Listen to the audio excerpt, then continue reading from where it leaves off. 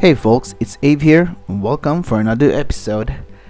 As promised, we're gonna be doing some diving in this channel this summer.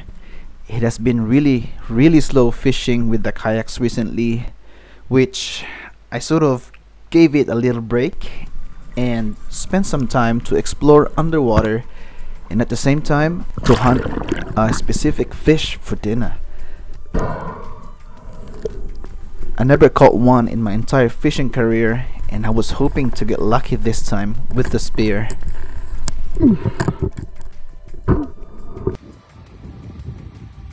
As you can see, it's calm on this side of the coast, while the other side of it is being hammered by the strong southerly wind. After a long preparation for my shore dive, I was finally in the water. Nothing really too serious here. The water is not really deep. Most part is just a waist deep. The good reason for that is I was actually here the week before snorkeling, and I saw a massive school of this fish, and I just thought of coming back here with the spear to score some.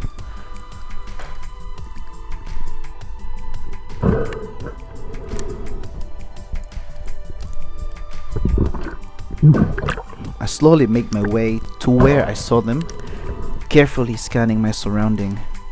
I saw a few big fish, but they seemed kind of wary of my presence and shoot off straight away. You might also notice that the water is green. Yes, it is green. There's a bit of algae bloom going on here. Based on what I read, it was due to having a really warm water, above 24 degrees Celsius if you may ask. But that is completely fine by me. Let's carry on hunting for this fish. The other benefit of this trip is to sort of prove and understand where this fish likes to hang around. And I cannot believe they like to be on the broken grounds where seaweeds and sands are mixing, as you can notice in the background.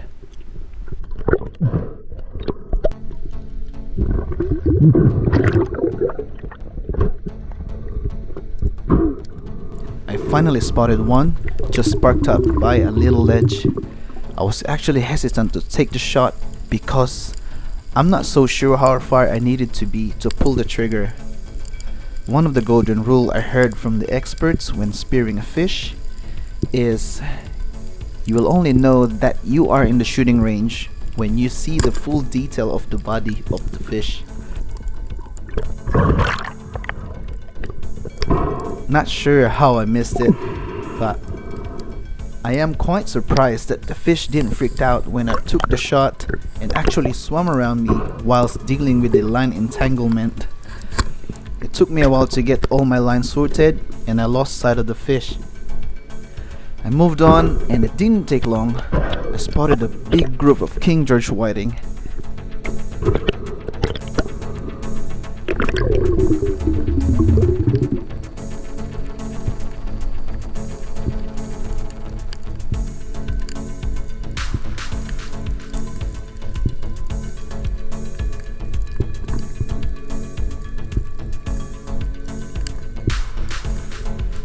A little different this time, and they are so timid. It swims away when I try to close the distance. So I changed my tactic here a little bit and tried to lay on the seafloor and hope they get curious and swims towards me.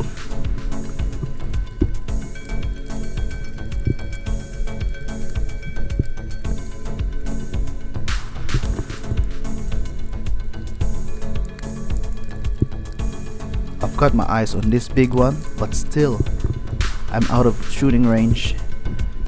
I don't want to take another risky shot as it'll surely blow my chance.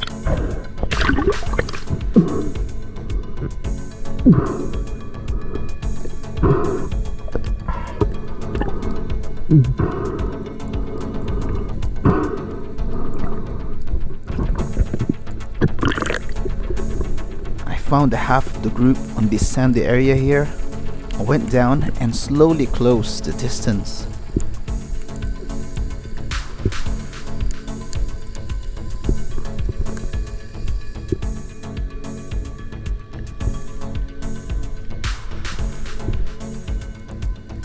With fish this many, I wanted for a couple to line up and took the shot and missed again.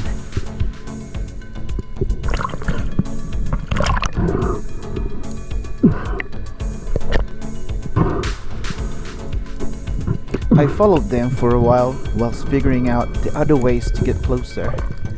They led me to the deeper section of the coast, and while all this was happening, I realized that my spear gun is due for servicing, and one of the rubber band was on its way out.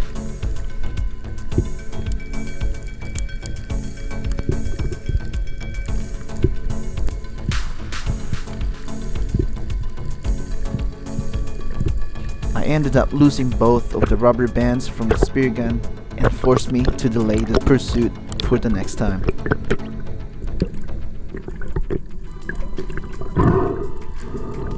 Nevertheless, I enjoyed my time being out here.